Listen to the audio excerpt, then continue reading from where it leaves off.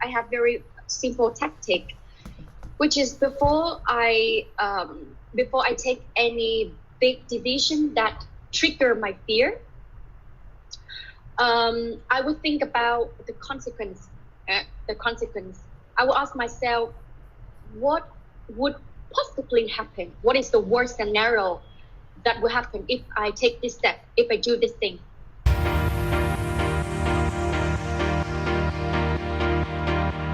And I write down all the effect and consequence, and then I ask, can I live with it? Right? Can I live with it? And if the answer is yes, then I will just go with it.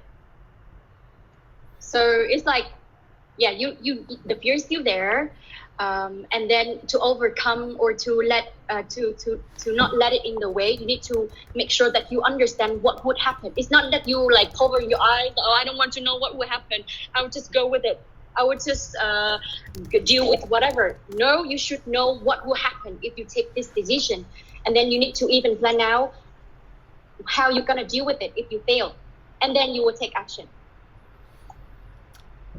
What really motivates you after burning $10,000 in the first startup you wanted to form, when all the naysayer was telling you just failed miserably? How did you tackle that situation? It must be a very difficult one at that age. I did have time that I kind of lost a bit of confidence in myself, and that's why when I met my current co-founder, I was very hesitant to join the startup at first because the mission is so big and so meaningful that I was scared that what if I cannot fulfill the mission? Like I will create negative impact to the team. So I have some doubts after the failure. But then at the same time, what really pushed me back into the business scene right after the failure is because I know the problem was still there. The problem that I'm trying to solve right now on prosthetics, on tech development, on the market is still there, and no one is trying to solve it the way we want to. So it's like more of like, if I'm not gonna do this, who else gonna do that? Who else gonna tackle this problem? So you feel really frustrated with knowing there's a problem and no one is solving it the right way. So I would say what motivates me the most is the problem. All right, so it's pretty exciting actually. It's a lot of so these are the steps, guys, what Ella just shared about overcoming the fear.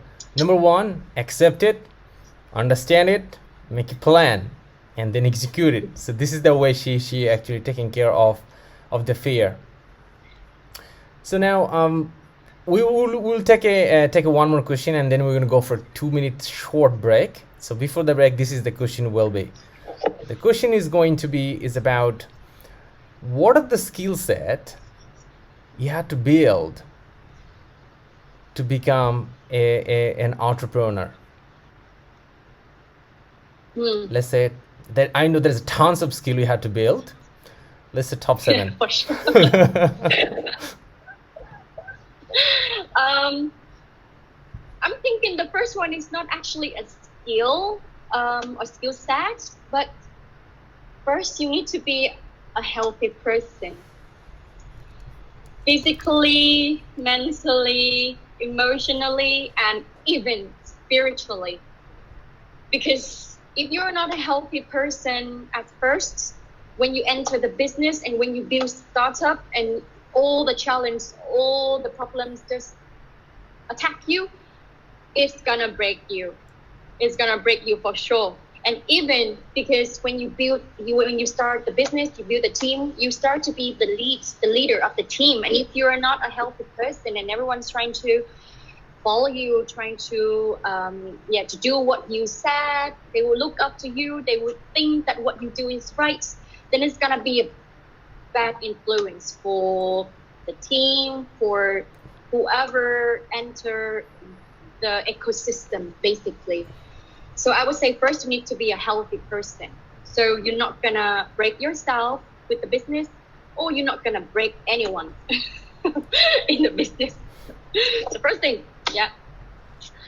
A second thing, I would say you need to be really good at connecting to people and building relationships. This is very critical because you yourself would never be able to have all the skills, the experience, the knowledge to build a strong and sustainable business. And you need to be able to connect to other people, to bring other people into business. So yeah, you need to be able to build relationship. You need to enjoy it. Otherwise, it's gonna be a pain. Some people is actually introverted and they hate talking to people. But you need to understand that even if you hate it, you need to be good at it, so that you and your business can survive. At least from early day until you can bring in some co-founder or someone that's really good at networking or building relationships.